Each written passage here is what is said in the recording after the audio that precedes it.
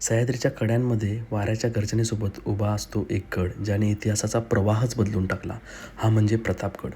इसवी सन 1656 छत्रपती शिवाजी महाराजांनी हा गड बांधण्याचा निर्णय घेतला.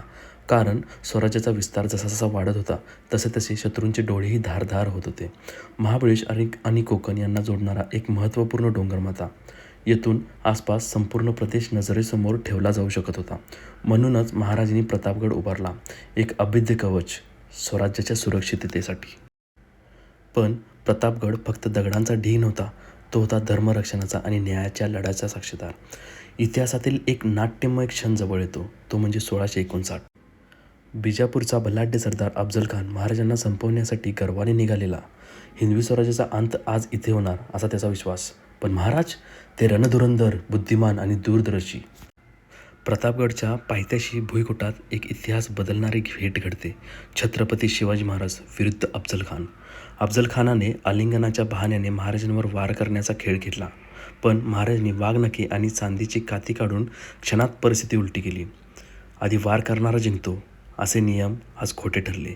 अफझल खान कोसळला, त्याचे सैन्य पळाले आणि सह्याद्रीने गर्जना केली, जय शिवाजी जय भवानी.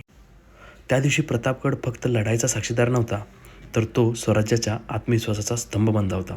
आजही इथे उभे असलेला छत्रपती शिवाजी महाराजांचा पुतळा सांगून जातो की त्यांनी स्वराज्य घडवलं. त्यांच्या कणाकणात प्रताप, धैर्य आणि अखंड निश्चय होता. हा गड सांगतो, शत्रू कितीही बलाढ्य असो, जो स्वतःच्या मातृभूमीवर प्रेम करतो त्याला कुणीही हरवू शकत नाही.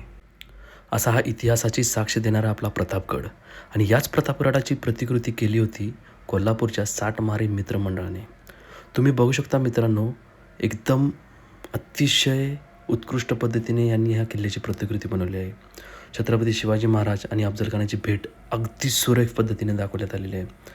ते तर बघून असा अंगावर काटा येतो, म्हणजे एवढ्या रिअलिस्टिक पद्धतीने तिने दाखवलेलं आहे. खरंच काळानुसार लुप्त होत जाणारी ही गड किल्ले बनवण्याची आपली संस्कृती या पोरांनी जपलेली आहे, हे बघून खूप आनंद होतो.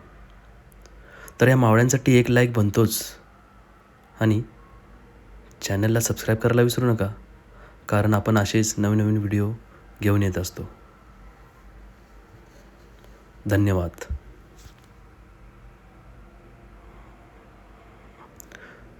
जय महाराष्ट्र, जय शिवाजी जय भवानी.